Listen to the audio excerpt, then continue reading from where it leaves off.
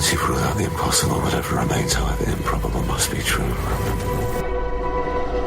And it is not a question of a little occultism or a touch of mysticism, Mr. Denton. It is vampirism. There's a host of damned souls of telepaths. I am thy father's spirit, doomed for a certain term to walk the night. Here, the old gods aren't dead. And what of the true god? He's dead. Can't complain. People assume that time is a strict progression of cause to effect, but actually, from a non-linear, non-subjective viewpoint, it's more like a big ball of wibbly-wobbly, timey-wimey stuff. You're listening to Paranormal UK Radio. Good evening, everybody, and welcome to another edition of the Paranormal UK Radio Show, the flagship show here on the Paranormal UK Radio Network.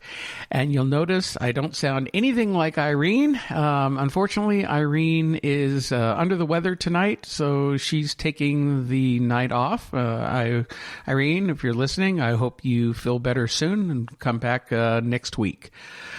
So you've got me, your co-host, Mark Johnson, and even though this is a British-based show, you're going to have a Yank hosting it tonight, so unfortunately we're going to have to deal with that. I apologize in advance. We're coming into the holidays.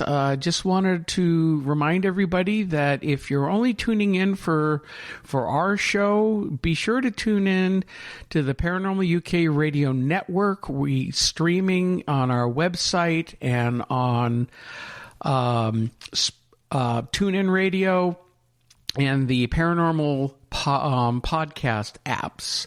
So you can always listen to all of our streaming shows. We've got many different shows. We're adding more shows as we go. We have a new one that just added, Aliens Revisited, with Dean Capola, and that is playing on Fridays. So again, lots of new and exciting things as we're coming into the new year. And for what it's worth, I'm sure, like most of you, we can't wait for this damn year to be over. 2020 has, I'm going to be very crude here, sucked the ass in and out of a dead rhinoceros.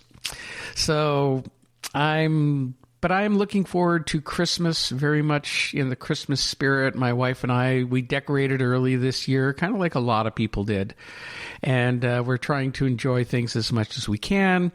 I don't know about in the UK. I think they're finally getting the vaccinations are starting to roll out. Here in the US, they're talking about another few more weeks. They're still testing and approvals. I'm not going to spend a lot of time on that. That's not what this show is about. But, we have to acknowledge it some because let's just face it, this is the craziest time in our lifetime. And it seems like every 100 years, we get hit with a massive plague. And this is for our generation. So anyway, we're going to go ahead and get right into tonight's show. And I'm excited to introduce our guest. Susan Plunket is a science fiction writer and psychologist. She received her doctorate at the New York School for Social Research and has been in private practice in New York City for many years. Her favorite part of her work is interpreting dreams using a Jungian approach. And Susan, you'll have to make sure I pronounce that correctly. And for the past 10 years, she's been writing science fiction in which she explores the worlds of the fifth and sixth dimensions. She has 2 books that are out. There's Mission from Venus and the sequel, Wanderers on the Earth. So Susan, welcome to the program. Thank you, Mark. Thank you for having me. Delighted to be here. Now, your books, I'll be honest, I haven't had the opportunity to read them yet. I'm kind of backlogged on my reading. But just for our listeners, if you could tell us just a little bit more about yourself, not only on becoming a psychologist, but also, what made you want to start writing science fiction? And from the looks of it, it seems like you base a lot of your fiction on real life events. Well, I was living my life, being a psychologist, practicing in Greenwich Village in New York City for 31 years now. And about 10 years ago, I always am running to, that's not a good way to say running. I'm always interested in talking to intuitives, channels, psychics, shamans, healers. And in 2010, I was speaking with a channel who was then in his 80s. Now he's passed on. And he said to me, you're coming to me, but you're a channel yourself. Why don't you allow that? And I said, I'm afraid. I'm afraid because what if dark entities come through? I kind of block it, except when I'm in my office. When I'm in my office with patients, I let things come through that I'm supposed to tell them or that would be helpful to them. And I realize when it's not coming from me, well, actually, nothing is really coming from us. It's all coming from cosmic consciousness. Our brains are really just downloaders, receivers. But sometimes I have the feeling that I figured something out when I'm with a patient, and other times I know something is coming through me as if it's been dropped from heaven as a gift for me to tell the patient. So I would allow it then because it was for another person, and it always was something helpful and good, and a connection was made. But I didn't pull down any general information or any information for myself or my family. And a couple more years went by. I was talking to a wonderful, wonderful healer, Cindy Dale, who lives in Minnesota. And I was talking to her on the phone, and she said, it's below 0 in Minnesota, and I'm burning up because your guides and my guides are all telling me she has to write a trilogy. It's just a matter of downloading it. It'll just pour through her if she will just open. It's information that humans need to have. It will come from the formless realm where there is a council, and she has sat in this council many times. Now Now she's incarnate on Earth as a human psychologist, but they want her to be a scribe and write down information in story form to make it more accessible to people. And I was like, oh no, I can't do that. I have a kid, I have a husband, I have a life, I have patients, I have a dog and 2 cats. I don't have time to write a trilogy. And so I was like, for a month, I was like, it was eating at me, like, I can't do that. I don't know how to write. I'm not a writer. And then I said, oh, I'm going to do it. I'm going to start. I'm going to see what happens. So I sat down and I wrote longhand at first, actually. Wow. And I just, because it was back in 2016. So my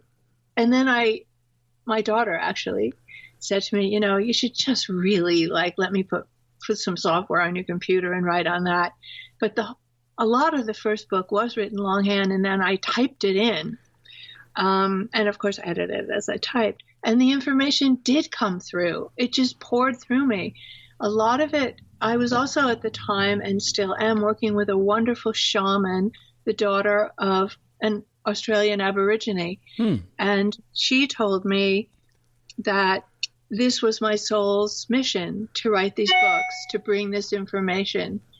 And she also told me that I should write in the morning, because a lot of downloads would come into my psyche during the night, or I would travel out and sit with them and counsel in the formless realm, and they would give me information. And so that I should write in the morning before the day got going and I got too caught up in 3-dimensional reality again.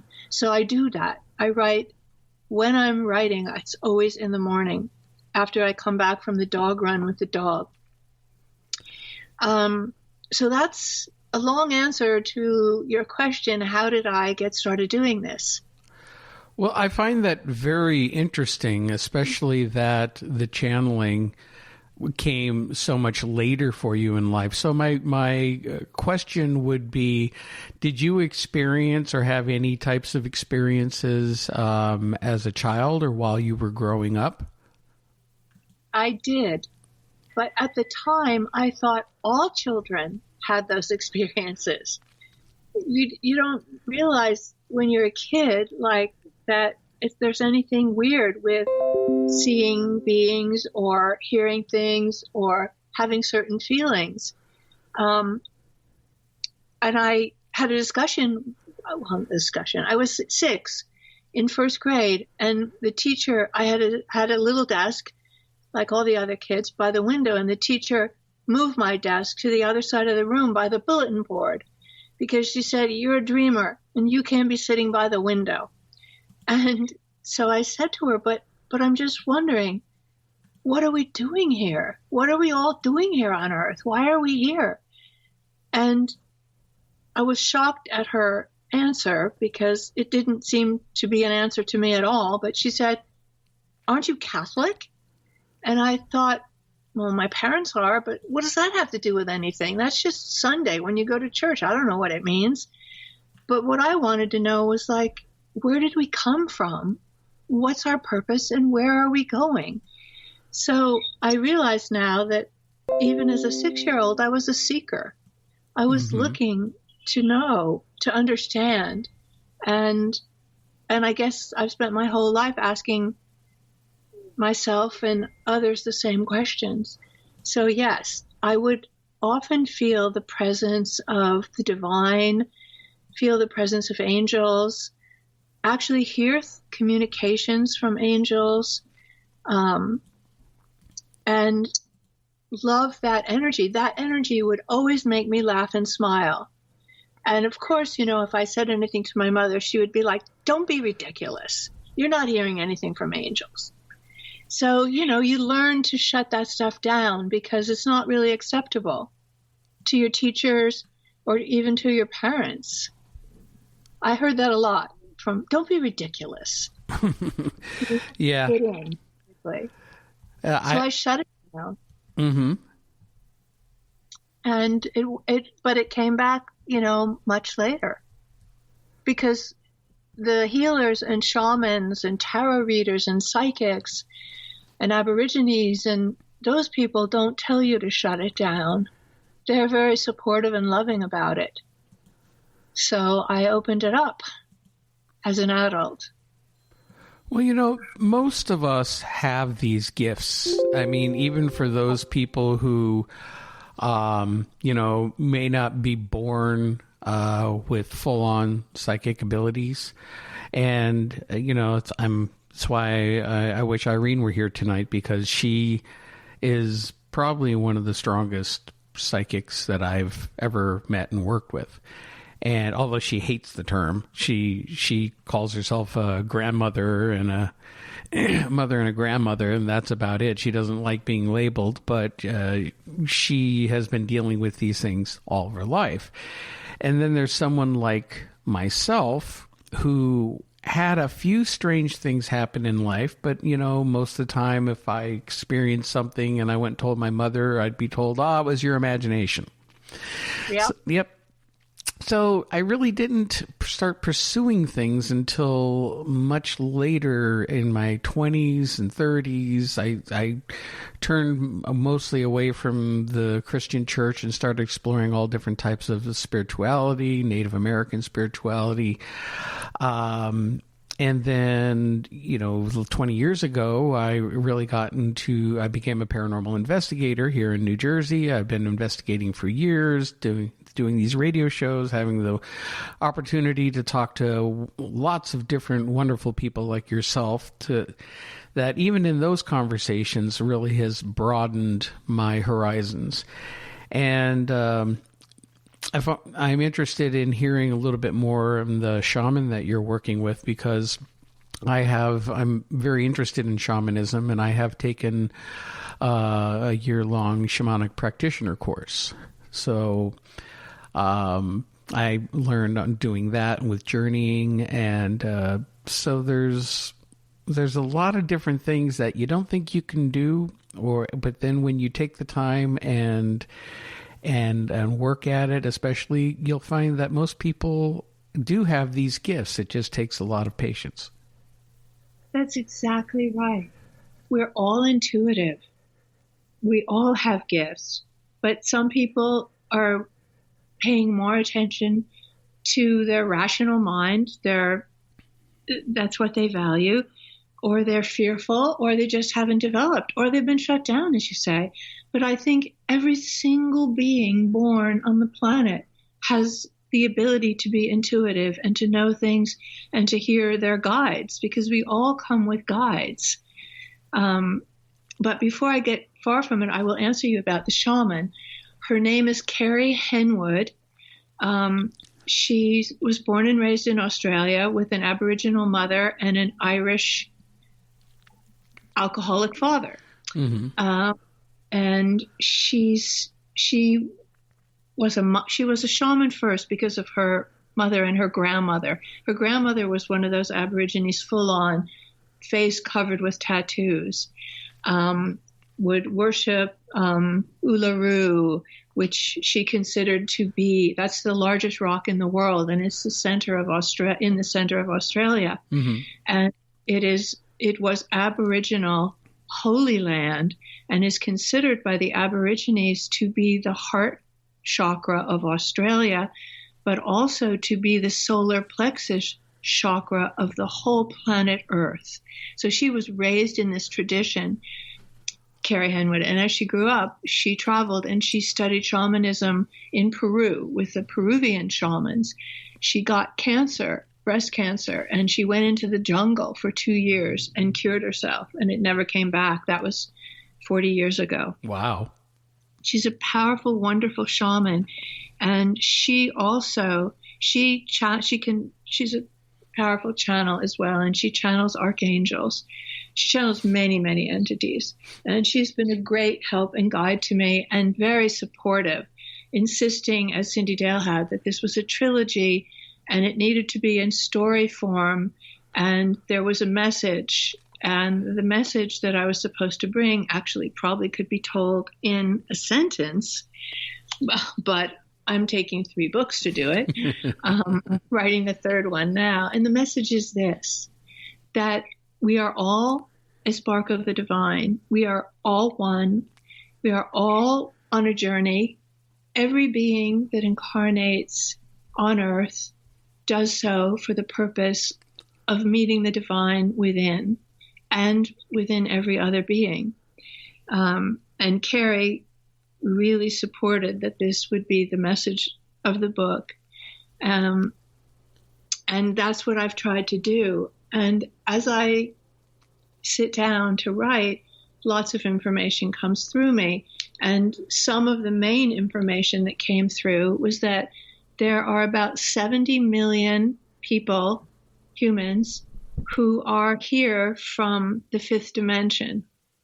They incarnated like we all do, because most people who incarnate on Earth incarnate here to have a 3rd dimensional experience, because Earth has been until now a 3rd dimensional planet, a planet of duality, right and wrong, yes and no, high and low, rich and poor, old and young, all the dualities, good and evil. But now Earth has moved into the 4th dimension, and so more advanced people probably will be coming, and those who cannot achieve 4th dimensional level of vibration, that is, they don't hold enough violet light, when they die, as you know, most humans die, they'll have to incarnate, and if they can't achieve 4th dimension, they'll incarnate on another planet in some other galaxy, which is still 3rd dimensional. But to get back to the wanderers, I've been told that there are between 70 and 80 million 5th dimensional light beings incarnate as human now on Earth to bring this message that we are all divine. And the reason is that a call went out across the universe asking for volunteers to train, to incarnate, to bring this message, so that as many people as possible could make the leap to the fourth dimension along with planet Earth. Because it would be hoped that of the almost 8 billion people living here, I mean, the original hope was that about half could make the leap and the other half would, when they die off, would go to another third dimensional planet. But we weren't getting those numbers. Not enough people were waking up because we were still in the tail end of the dark Piscean age. Now we are really, really coming into the age of Aquarius. And then we have this great thing happening on December 21st, the winter solstice, when Jupiter and Saturn will come within 1/10 of a degree of each other. And when you look in the sky, you will see them as one giant star, just for a few days at night, right after sunset, right above the horizon in the southwestern sky. And this is very auspicious because they are both now, well, as of December 16th, will be in Aquarius, the house of Aquarius. And the whole planet is now moving into the light age of Aquarius. Pisces, where we have been for 2,600 years, was a dark age where things were hidden and didn't come to light. Aquarius is an age of light where everything gets uncovered, everything becomes known, and people wake up and realize their own divinity. And so the timing of this book, I guess they didn't want me to even write it when I was younger because there was still too much dark Piscean energy around and it might not have been received. But the way is more open to it, especially now in December and January. So fortunately, the mission from Venus, which tells the story of the volunteers from across many, many galaxies coming to Venus in the 6th dimension, not the Venus that we perceive, which is uninhabitable with an atmosphere of sulfuric acid. But planet hell. Venus exists simultaneously, as do we and all planets, in every dimension. So Venus is existing in the 3rd dimension, which we perceive from the 3rd dimension, but Venus is also existing in the 6th dimension, where it is a paradise. So these volunteers from many galaxies come to Venus to train for the mission to Earth, but because of the rules around incarnating on Earth, they have to pass through the veil of forgetting, and they won't remember that they are higher dimensional beings on a mission to help humans wake up to the fact that they are divine. So it's a big risk for these volunteers because what if they don't wake up? Or what if the dark side, who slipped through the quarantine around Earth and would like Earth to ascend on the dark path rather than the path of light to join planets on the dark side, try to kill them, because that's what the dark side does. They want power over beings, and the ultimate power, if you can't enslave them, is to take their life. So the first book is called Mission from Venus because they're training on Venus, and that book ends with them being born into human infants all over the planet. And I follow 8 of them, 4 pairs of twin flames. And they're born everywhere from Mumbai to New York City, and Cairo and everywhere. And the second book, The Wanderers on Earth, begins when they're 21 years old. And the 8 that I'm following have survived. They have not yet been killed by the Dark Lords. And they know that there's something different about them. But their parents try to minimize, like when they do something unusual, like on the Caspian Sea, a young boy is watching a fish swim, and he's swimming with the fish, and he reads the fish's mind, and he knows the fish wishes to soar into the sky and fly. So he has the ability of transmutation, and he changes the fish into a bird, and it flies, and his mother sees him, and she's like, "You can't do that in front of anyone else. That's too dangerous. You have to control these powers." And the same with all the wanderers. Their parents tell them, don't let anyone know you have whatever your particular power is, doubling, psychometry, transmutation. So they grow up and they encounter different situations on Earth. And they don't know each other as here. They don't even know they're wanderers until they're around 21, when they start to encounter one another, meet up, and when they meet up, they regain their memories and their powers, particularly when each of them reunites with their twin flame. The emotional, sexual, physical, divine energy opens up their memory again. And the third book, which I'm writing now, which won't be out for a couple of years probably, is the battle for the soul of Earth. Will it go to the dark side? Will it go to the light side? So again, I'm blah blah. I'm a big talker, Mark. That's quite all right. I'm listening, and you brought up a couple of points that I would like, for our listeners for clarification. People hear the term soulmates. Everyone out there thinks they have a soulmate. How many times have I've done tarot readings, and people go, "When will I meet my soulmate?" And it's like people don't really understand the concept. And then comes twin flames. And if you can explain what exactly is a twin flame. Right. I'll also talk about what they've explained to me. A twin flame is different than a soulmate. A soulmate is a member of your soul group that you incarnate repeatedly with, and it can be up to 30 people.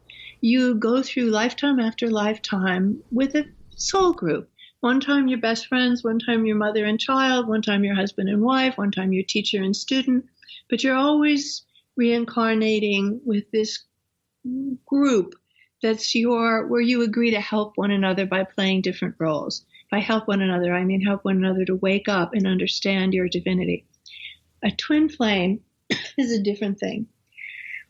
A twin flame is one spark, one soul, and when it flies out from source to begin its journey through the dimensions, ultimately to return to source after millions and millions of years, it splits.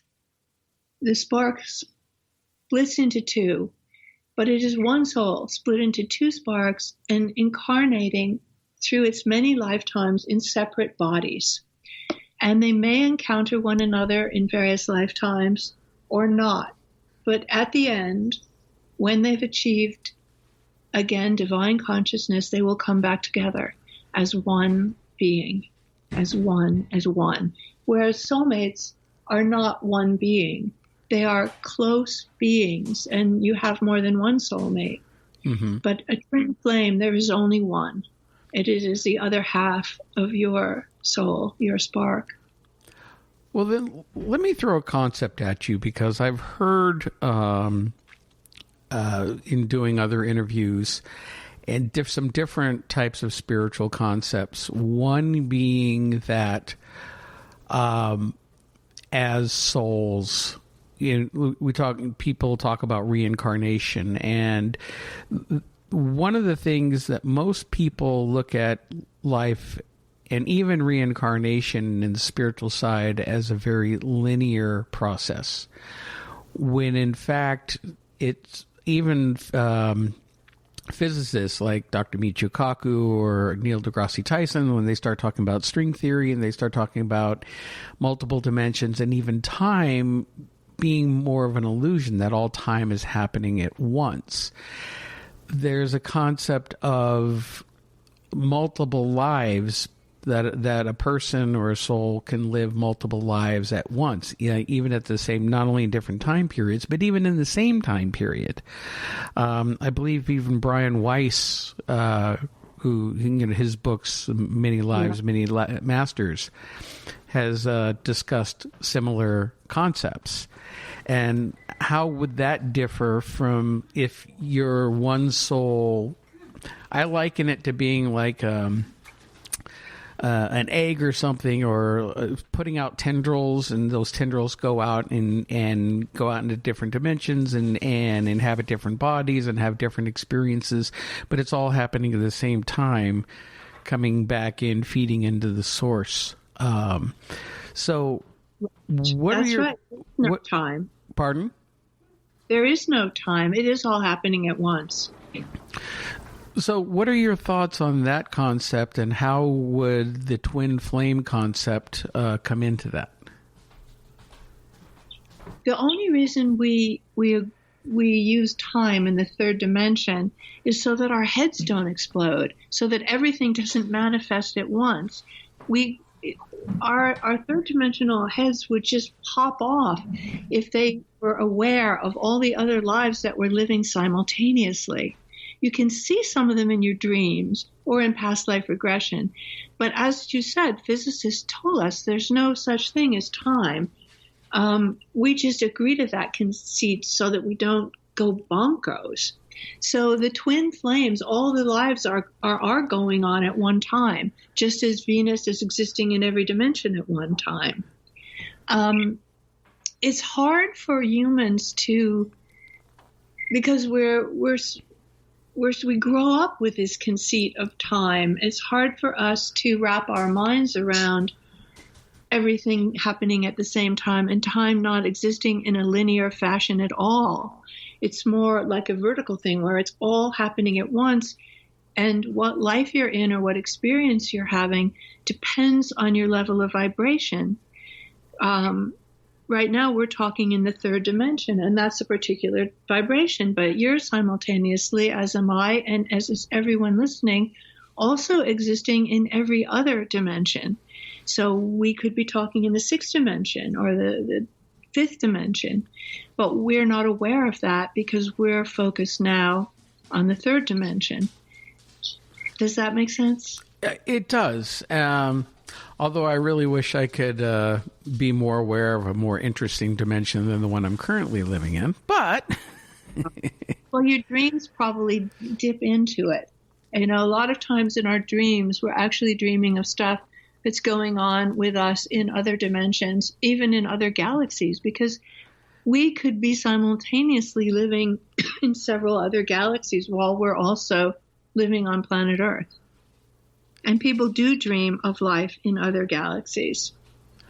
Now, that in itself would be interesting, although usually my dreams are usually the anxiety-type dreams where you're trying to do something and all the blocks come up and prevent you from doing it, or my favorite used to be I used to dream about being back in school and I was late for class and I realized I hadn't been attending the class in forever, and then, oh my God, there's a test that day. And of course, I got fairly good at some dream interpretation, realizing that when I had those types of dreams, there was some type of lesson that I needed to learn that my subconscious was trying to tell me. Exactly. There's not a living soul who hasn't had that type of dream. Oh my God, the test was this morning and I'm coming at 1:00. It's over. I missed it. Or we've all had those anxiety dreams, and that is what they are, anxiety dreams, just to make us aware that we need to take care of some aspect of ourselves that's under stress.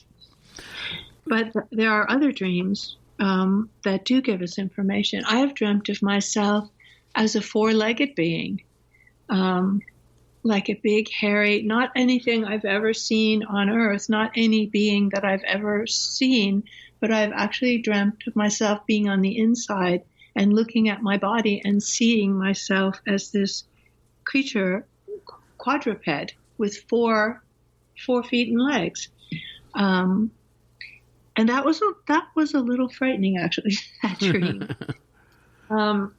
Because, you know, you go so far out when you dream that one time I woke up lying next to my husband, and he woke up and I said, "Don't get alarmed, but what is my name?"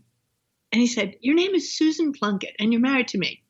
I said, right. I recognize you. And I just couldn't remember. I had been in some other dimension, I'm sure, and I couldn't remember who I was in this dimension, even though I knew this was a very familiar dimension, because we go very far out sometimes in our dreams. We're focused on our other lives that are simultaneously going on. And maybe we don't always remember our dreams. And some people are actually afraid to remember their dreams because they don't want to know what else is going on. And sometimes they're nightmares, and they don't want to know that either. Right.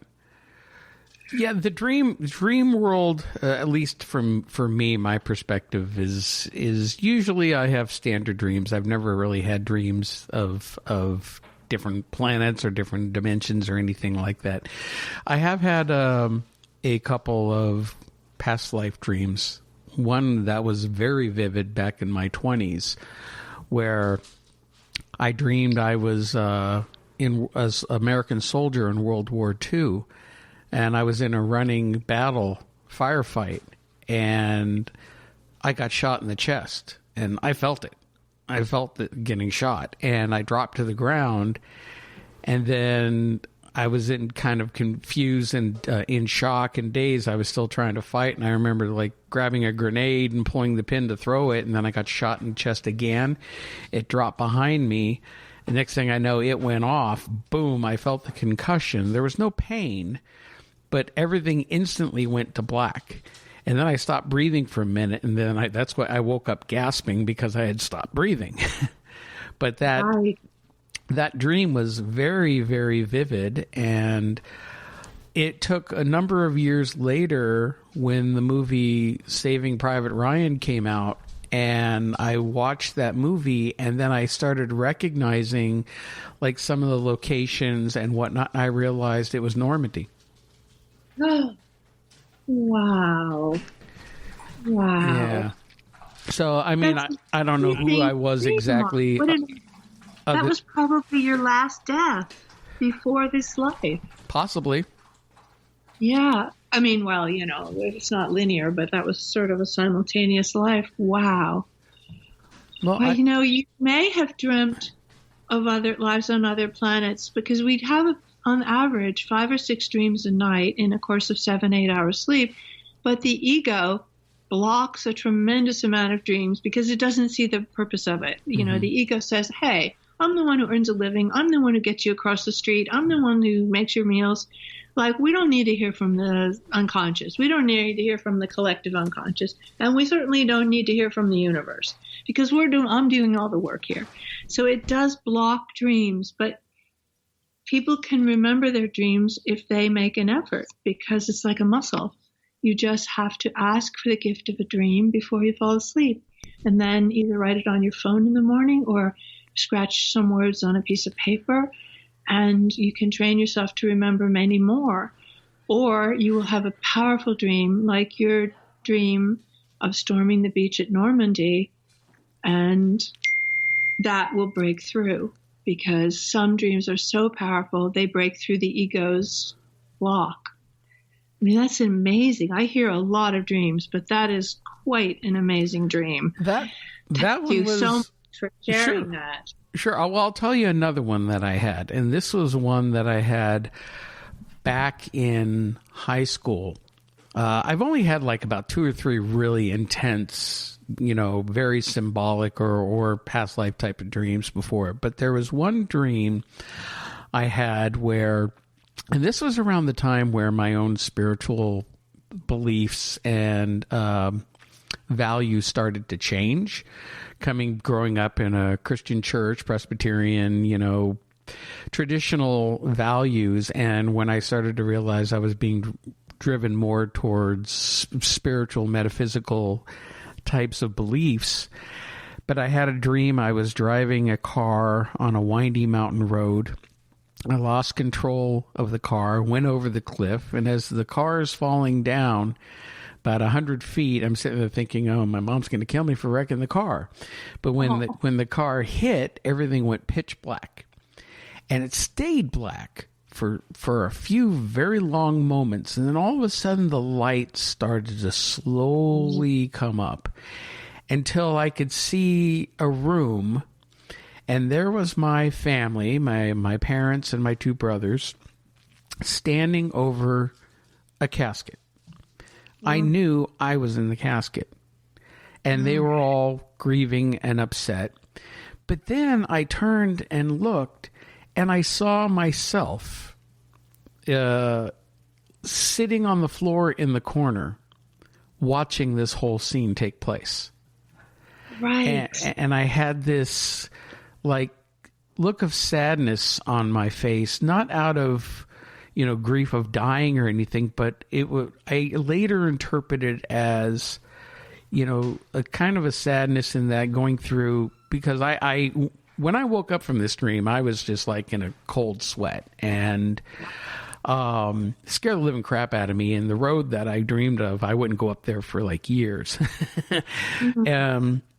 But I felt that the dream was more symbolic. It was a symbolic death. It was a change in my life, and where my whole focus in my life and my belief system was breaking away from the traditional values of my family, which it still is. They're still in their values and I'm in mine and my beliefs. And,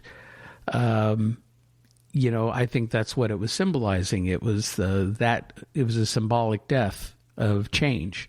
I mean, even, I read tarot cards, and when they think they hear the death card, they get all afraid and thinking it means physical death, and that's not what it means. It means change, transformation.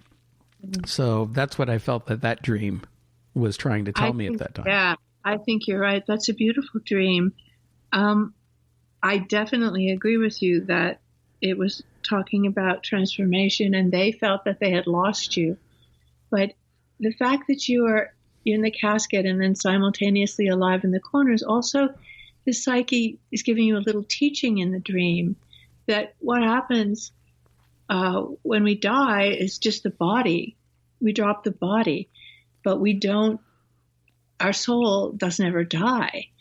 So most people are at their own funeral because they're observing it.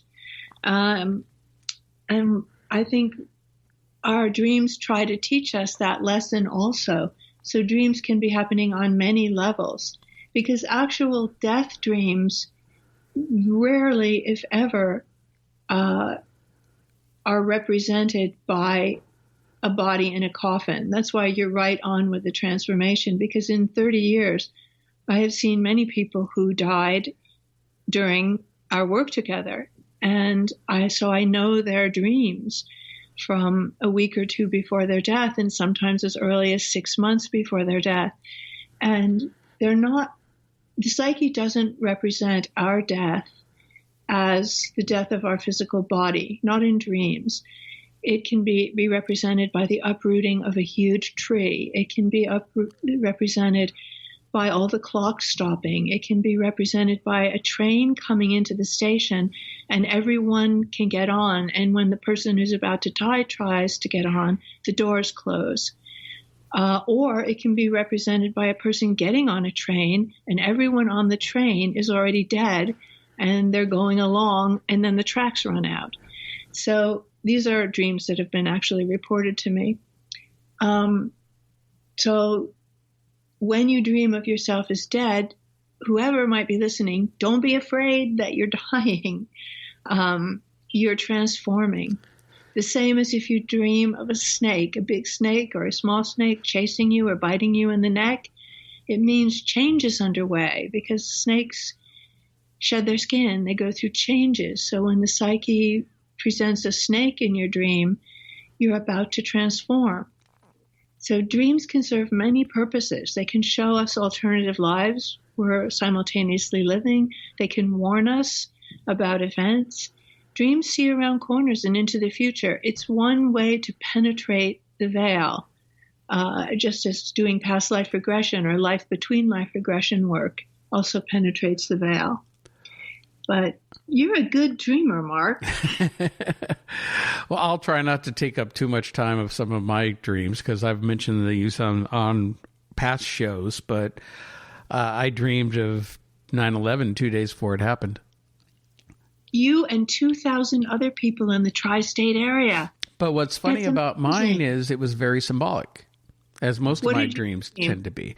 I dreamed I was standing on the shore of a river, and it looked nothing like here. It was like very barren. It was almost like a river on Mars. It was very red sand, and across the river, it was like sandy and hilly. I couldn't see a city or anything, but yet I knew way over there was New York City.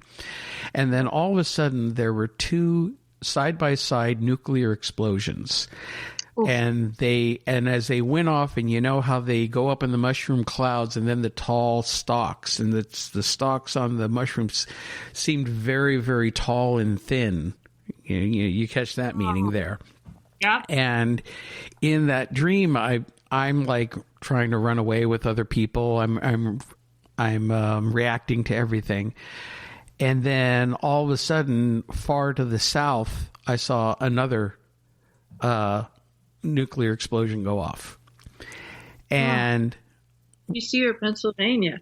That would have been west of me, because I'm here in North Jersey. So I was later on when I put two and two together, and it actually took me, I didn't realize what it was. And even after 9/11 happened, it took 2 days after 9/11 happened before I remembered that dream, and it all came back and hit me like a ton of bricks. And I realized that the third explosion I saw was Washington, D.C. Wow. The Pentagon. Yes, the Pentagon. Oh, that's amazing. You see, that's how intuitive we are. And that's also how you see that time doesn't exist. Because we wouldn't be able to dream these things if time was spread out in a linear way. Because it was all happening simultaneously. You could be tuned into it 2 days before. Your dream was 2 days before or 2 weeks before? 2 days before. 2 days before.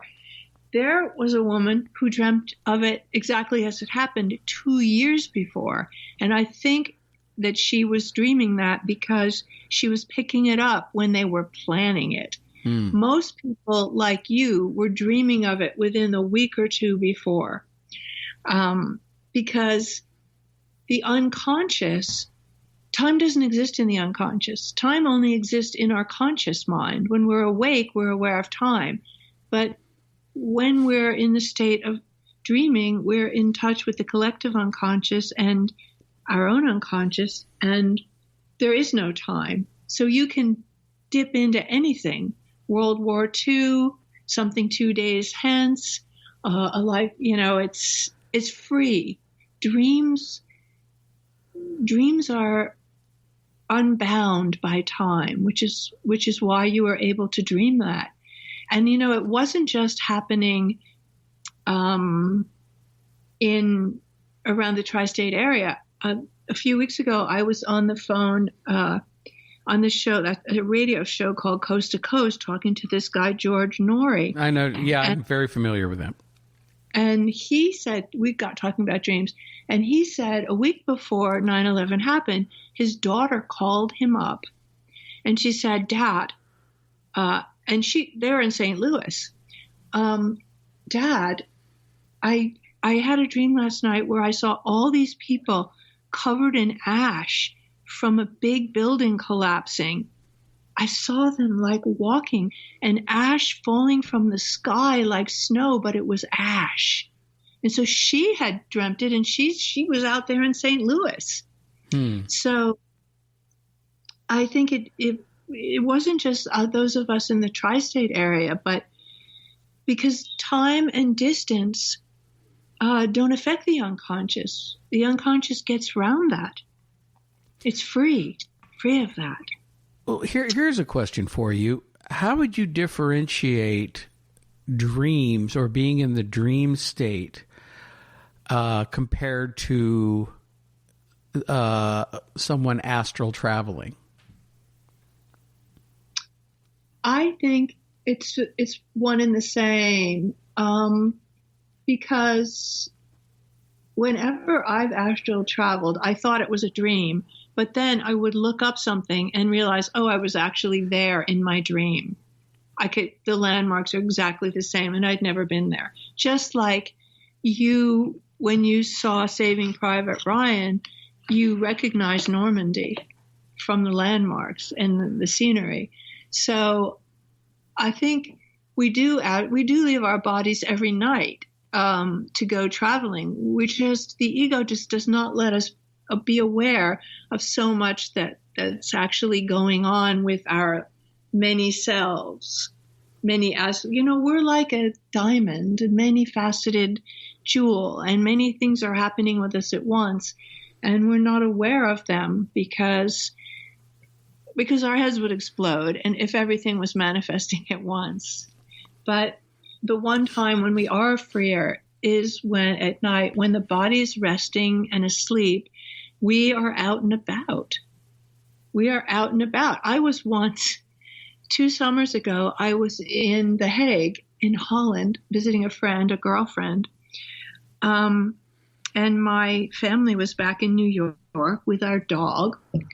And I didn't know it, but I went to sleep. I didn't know at the time that the dog had gotten sick and was about to die.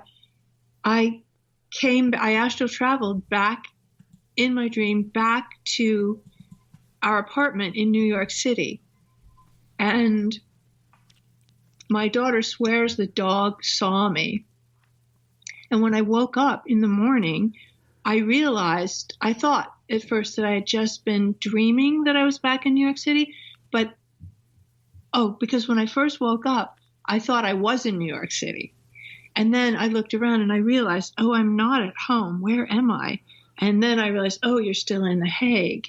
So dreaming and astral travel I don't think there's anybody that, except for really advanced yogis and shamans who astral travel in the waking state. But I know that they can do that. But most of us astral travel when our bodies are asleep. I don't know. Does that answer in anything part of your question? It does. It's also, again, talking about shamanism from the shamanic standpoint of journeying. Yes. Participating in a trance-like, going into a trance-like state and journeying to, and in, most shamanic traditions, there's the upper, middle, and lower worlds, and gaining information from those, which is in itself is a form of astral traveling, and going through different types of dimensions.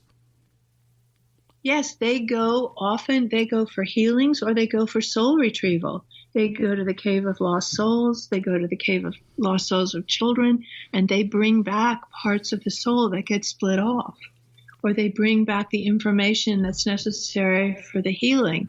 They're going into other dimensions to get information that we don't have here. I mean, it's possible for any of us to request when we fall asleep at night to dream, to go to a dimension where the information that we need exists.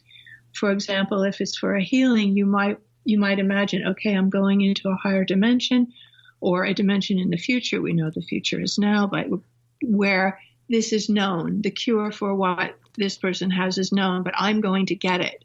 And I think that happens with people who invent things often.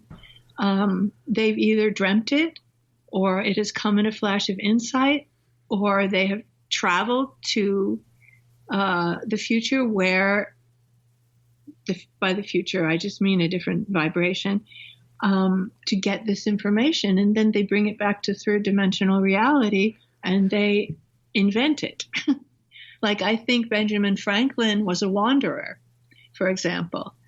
And many inventors. I think Tesla was probably a wanderer because his consciousness was so high that he wanted everybody to have electricity for free.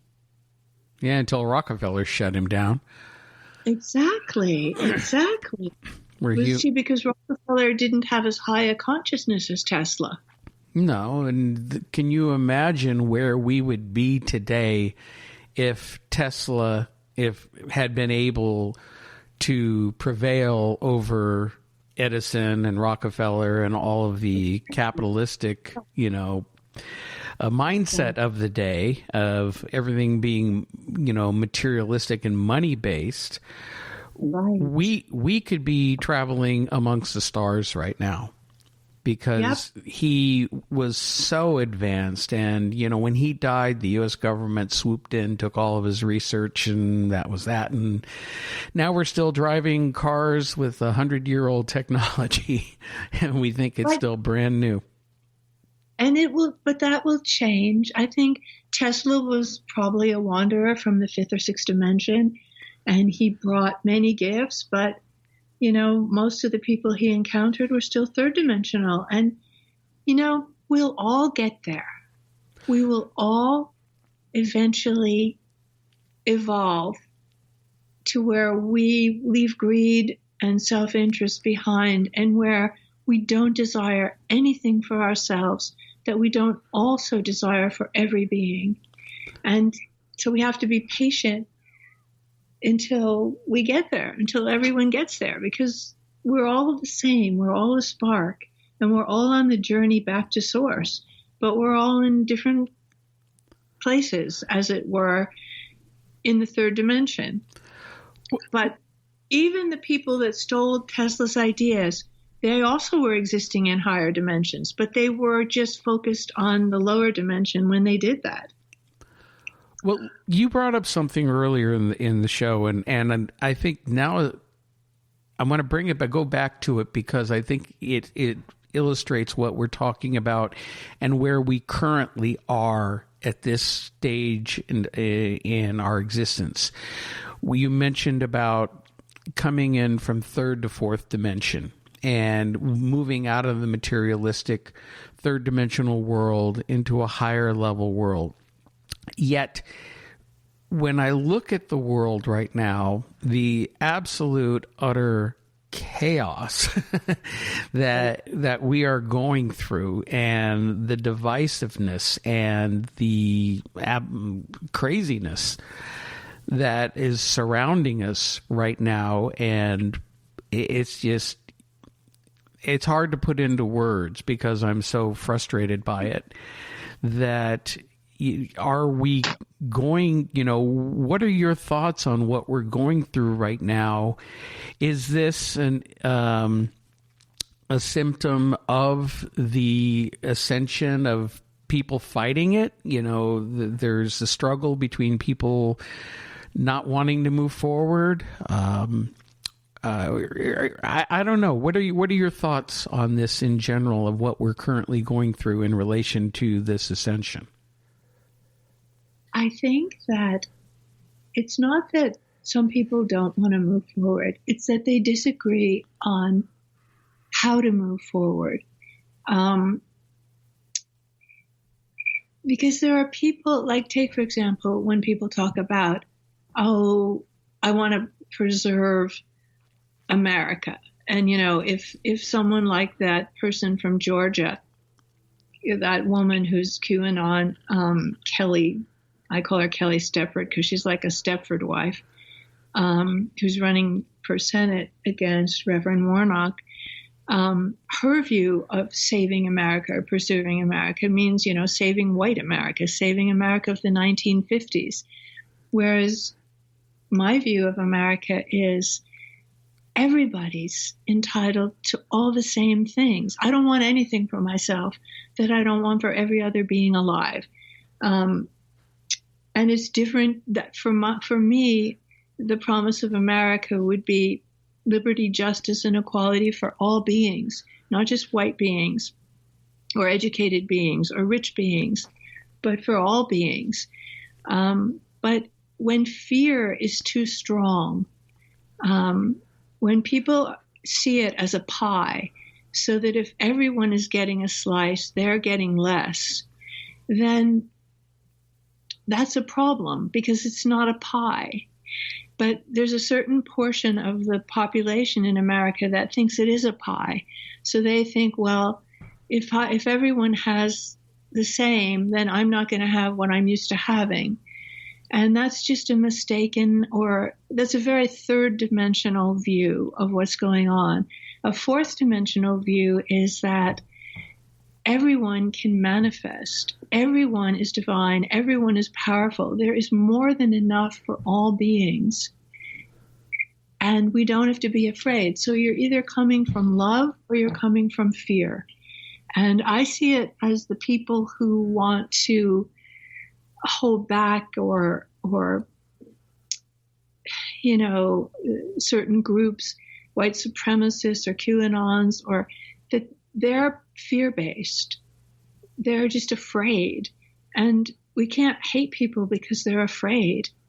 And I think the people that want everyone to succeed, everyone to have a fair shot, everyone to have food and homes and medicine and care are coming from love. So we're all making a choice in everything we do, the way we shop, the way we spend our money, the way we eat, the way we donate, the words we use. Do we call it the China virus, or do we think that this thing happened on Earth to show us that we're all connected, one bug to unite us all? It's a choice, the words we use. We can either come from fear, like this other country did this to us, or hey, this thing happened on the Earth to all of us, and we're all connected because of it, and we can take a lesson from that. So as much as possible, at least in the way I'm writing these books, both Mission from Venus and The Wanderers on Earth, I try to come from a place of love and understand fear of other people. And fear breeds the desire to control others, to diminish others, to deprive others. And one way that it's done in this country is to talk about, yes, we're going to take back America or make America great again, like it was in the days when, whites reigned supreme, and all that code lingo they use. But the other thing is to come from love, not fear. And when you're coming from love, you must even love those people who are coming from fear and say to yourself, look, they're coming from fear. They'll get there. We have to just understand that this is a fear-based movement, and there are at least 72 million people who are fear-based or greed-based.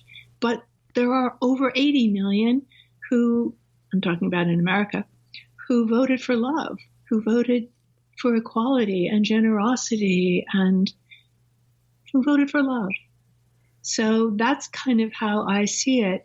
And when it comes, if Earth moves deeply, deeply into the fourth dimension, it will be only on a vibration of love. So people who want to or can't overcome their fear when they die will not be coming back to Earth. They will be going to another planet that's third dimensional that will support that consciousness of fear.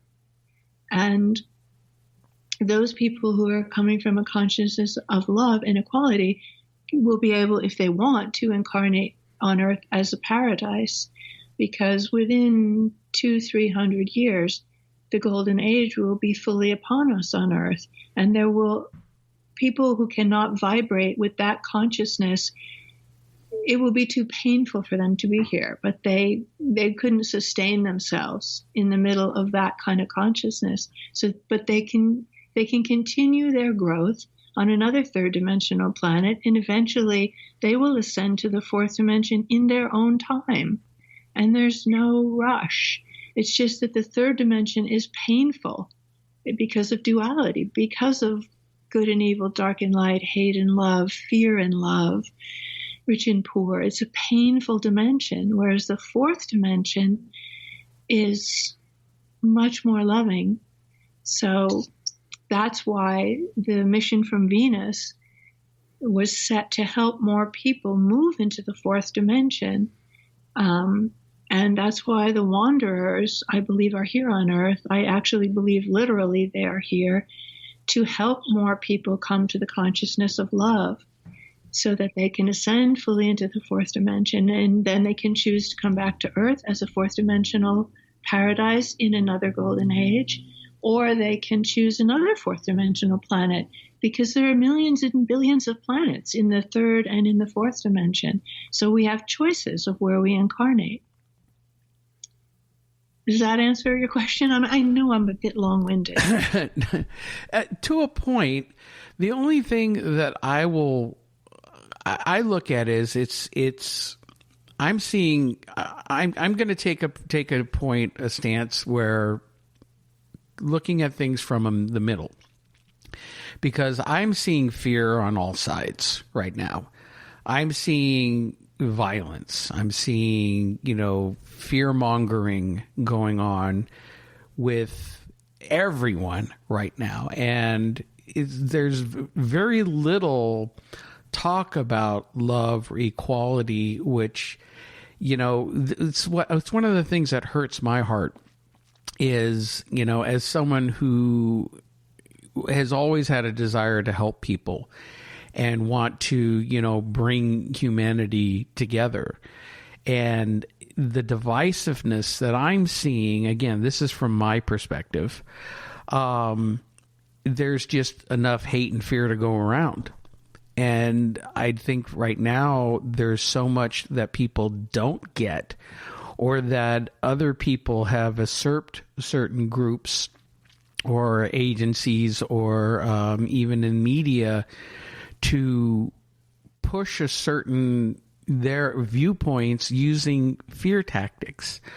Now, I'll point at the media a lot, and I point at the media from a term of I come from a broadcasting film background, and I learned very early on, and this is all before any of this happened, to watch the news and watch what people are saying, and seeing how a newscast is put together and how snippets are changing, how our news changed over the last 20 years from being respected journalism to tabloid journalism, sound bites, and all of it sells fear, because you know what? When you sell fear, people tune in to watch because they're scared to death. And they got to see what's going to happen next. And that turns into ratings. And ratings, of course, is money for commercials. And it's a capitalistic-driven business. Oh, good Lord. What was I watching the other day? Brilliant movie came out about 20 years ago with Al Pacino and Russell Crowe, The Insider. Did you ever see that movie? No, what's that? Michael Mann directed it, the guy who did Miami Vice in the movie Heat.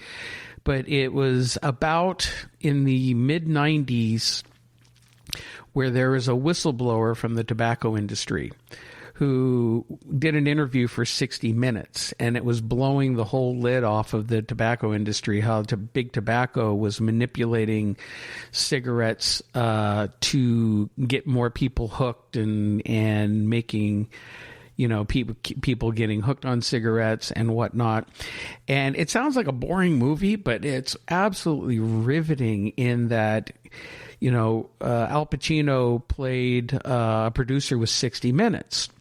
And trying to get this guy interviewed, but the big corporations were using all of these almost mafia-like scare tactics to try to shut this guy up. And they destroyed his life. They destroyed his marriage. He lost his wife and kids. He's lost everything because they were trying to keep him from releasing this information. And even to the point where even 60 Minutes almost didn't air the episode. And this is all based on real life. This all really happened. 60 Minutes almost didn't release it because they were afraid of litigation from this big tobacco company that could sue them into oblivion. So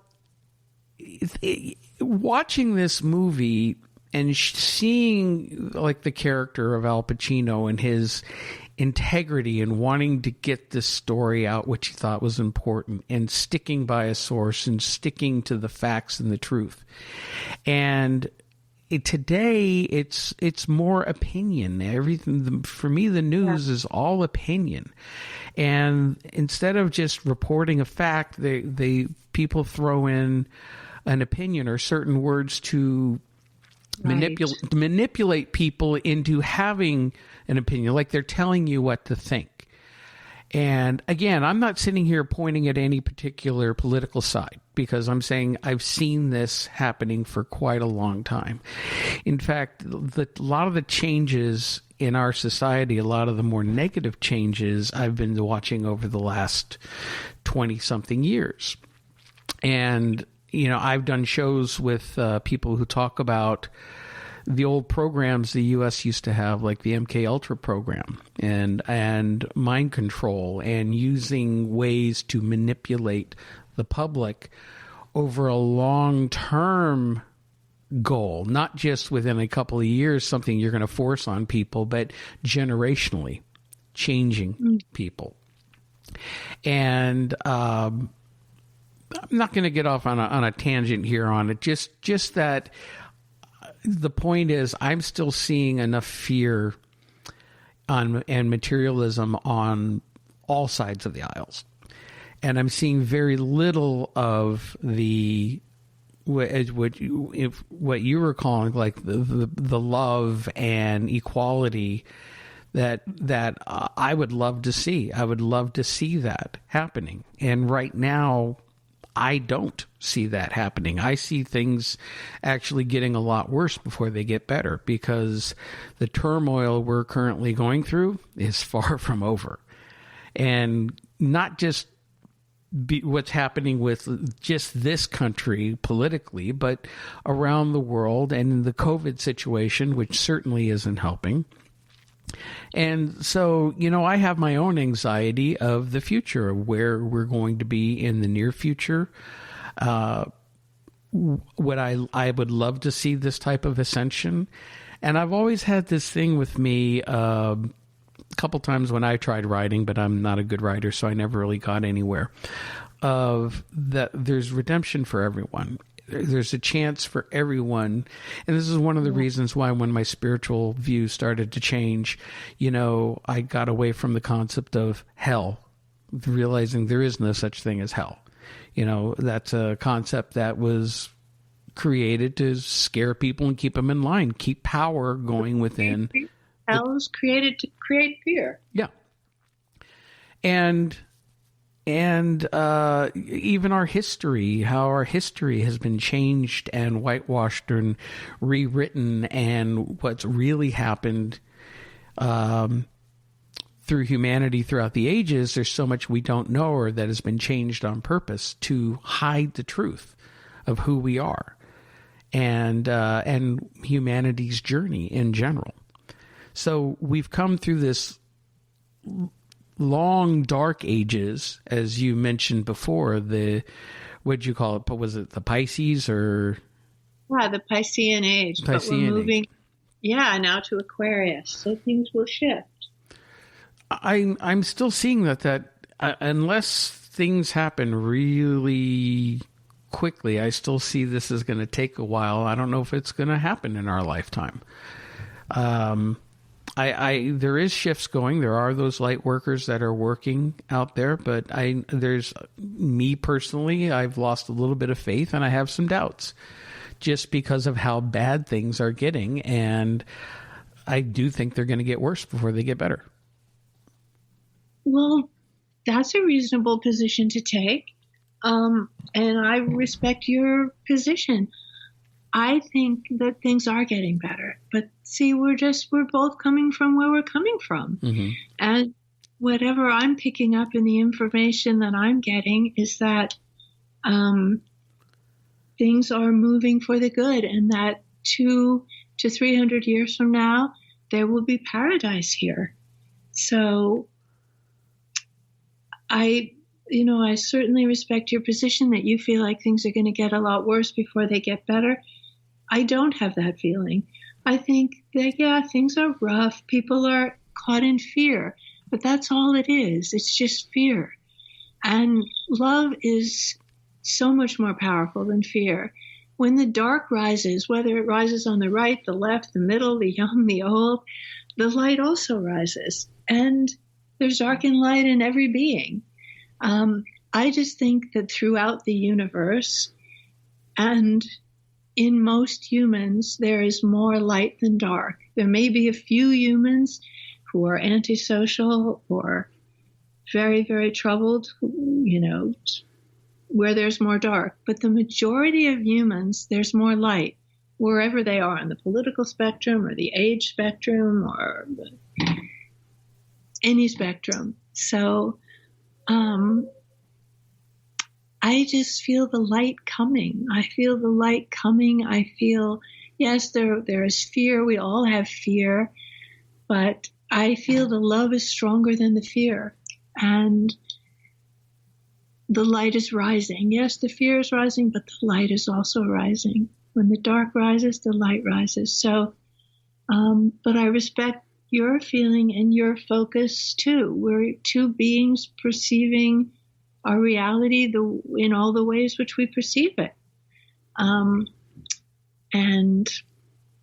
well, so I don't know what else to say about that. Well, again, what I want to emphasize is the fact that I want to believe that. I want there to be that.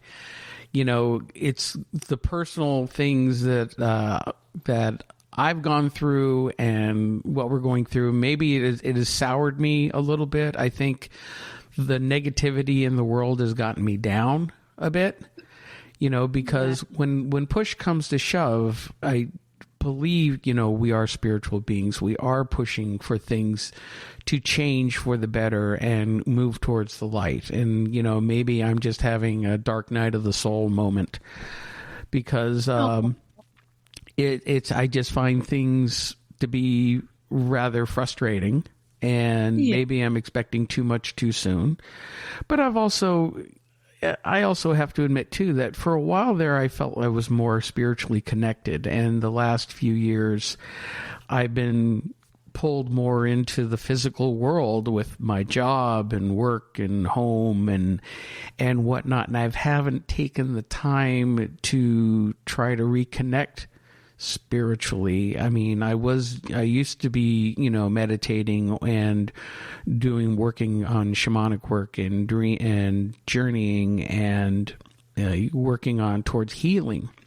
And a lot of that a couple years ago, I went through some medical issues, and it kind of put everything on the back burner, and I haven't really come back from that yet.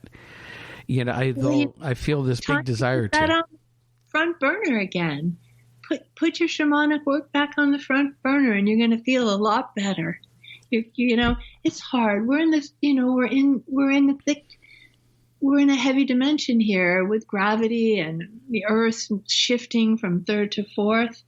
But I think you answered your own question that, you had to put it for various reasons on the back burner. But you'll be happier if you move some of that, or you allocate some of your time every day, even though we know time doesn't exist. You focus on your shamanic stuff again. I bet you'll be a lot happier. And also around the 21st, I don't know if you can see the sky from where you live, but on December 21st, the winter solstice, the shortest day of the year, the longest night of the year, go out just around sunset, which I guess will probably be somewhere between 4:30 and 5, and look in the southwestern sky for the biggest, brightest star, and it won't be a star at all. It'll be Jupiter and Saturn joined together. And that heralds the letting go of the old and the bringing in of the new. And see if that maybe helps you refocus on your shamanism and your meditation, because that's really the only thing that makes me feel positive and good is praying, meditating, journeying, writing. Those things are tremendously sustaining, I think, for many humans and for you too. Well, definitely. I planned on that. I've been keeping tabs on that alignment because, well, I'm a space geek. I admit it. I have a fascination with the universe and planets and science, not only the science, but the metaphysical side of it as well. So, if I could get off this rock and go do some traveling, I do it in a heartbeat, which I guess you can if you're doing it astrally or journeying, but you can do it. Just plan on it. For 2021, just plan to do some astral traveling or some space traveling. Yep. That'd be great. That'd be a lot of fun. For you. Yeah, one of the things I wanted to ask you about is channeling.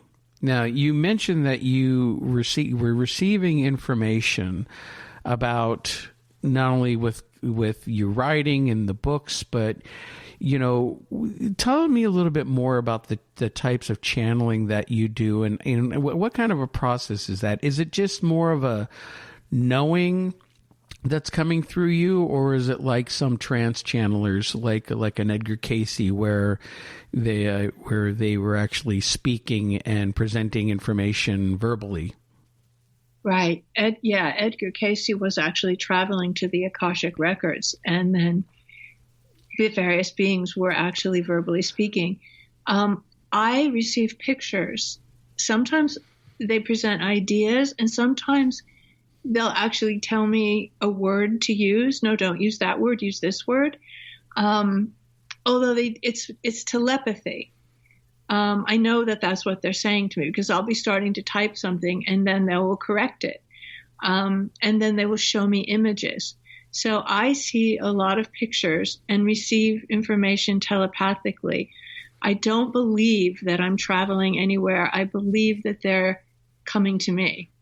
Although in night, I do believe I'm traveling if I see them at night. And it's a council that is speaking to me, that is channeling information to me. And they think of me as a scribe.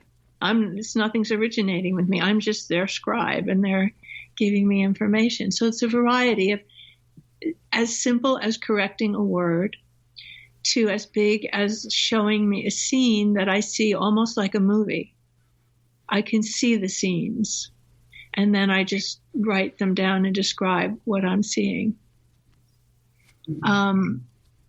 And some days I can't do it for whatever reason. If I'm in too much fear or too much anxiety, or I'm having too many other issues go on with patients or family or something.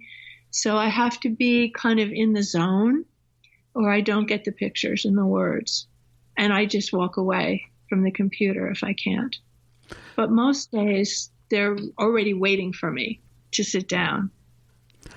Well, let me ask, with your psychology work, does that ever come into play when you're working with patients, that type of information or knowing comes through? Yes, and that happened from the very beginning 30 years ago when I was a young psychologist. I would receive information for the patients. I didn't say, oh, I'm hearing something I'm supposed to tell you, but it would just land in my consciousness, and I would suddenly understand something about the person that they hadn't yet told me, or they had forgotten, or they couldn't speak of. And I would either hold that awareness, or I would, because it would help me understand them, or I would say something to lead them to that awareness. And that didn't happen in every session, but because actually about 30 years ago, I used to go every Wednesday morning to the Upper West Side and to a meditation group, and we would meditate for 3 hours, and a disincarnate being would speak through the meditation leader, a being who identified as Munka. And once I asked Munka what it had been like when he was a human, he said, I've never been a human. I've never been a human. And he told me, I was asking him about my work, and he said, really, there's little you can do, but if you will let us work through you, we will help your patients. So I said, of course you can. He said, you're a young psychologist, you don't have experience, let us work through you. So I sort of opened up the channel then, but only for patients. And it was not 30 years later, 2015, 25 years later that I opened it up for myself to write. But initially, I would just receive information. So that's, and these books, The Mission from Venus, Mission from Venus and The Wanderers on Earth, I could not have written these books. I did not know this information. I did not know that this was possible for higher dimensional beings called wanderers to incarnate in human beings for the purpose of helping humanity to realize our own divinity and to let go of our fear and to move into love, and to make the choice for love over fear day by day. I would never have been able to come up with that. So I do credit this counsel from the formless realm that has gifted me with this information to put in these books to help people understand what's going on the planet now. What are your thoughts on, or how, there are so many people who believe in angels, whether they're very religious or even very spiritual. Angels are a very big thing. Even some metaphysical churches that I've attended, they talk about the angels, and I've always had a trouble with the word angels and that concept. I understand the idea of higher dimensional beings. Would you consider them to be the quote unquote angels that a lot of people talk about? No, I think angels are their own thing. I don't think they are higher dimensional beings, but I don't think angels in general incarnate as humans. The shaman, Carrie Henwood, the daughter of the Australian Aborigines, for a period of time was able to channel archangels. And I had many sessions where they were giving me information, and they were so beautiful. I never saw them, but I could feel them through her. And when they talked to me, I was in ecstasy. So I absolutely believe in angels and archangels. And in fact, Monka, who told me he had never been a human, he was came through in the meditation 30 years ago. One time my father was ill and I was afraid he was going to die. And I said that I was fearful. And he said, don't let your fear hold you so tightly. He's not going to die now, but if you want, when he is going to die, if you call on me, I will come. So 20 years passed.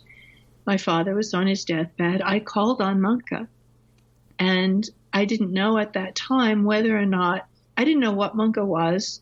I knew he was never human. I didn't know what realm he was in, and I didn't know if he came, but I called on him.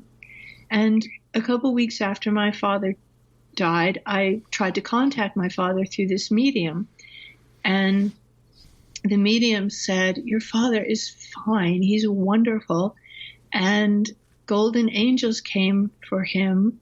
And one of them was sent by you. And then I knew that Monka was an angel. And I had never known that for 25 years, that Monka was actually an angel.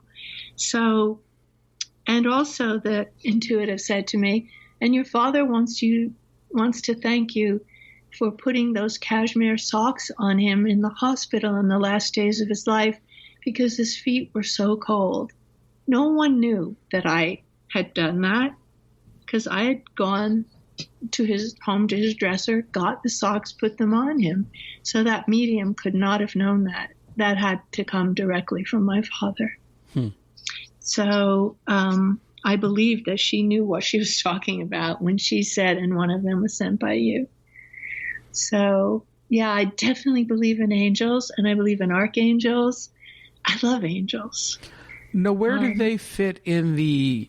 I mean, there seems to be a hierarchy of these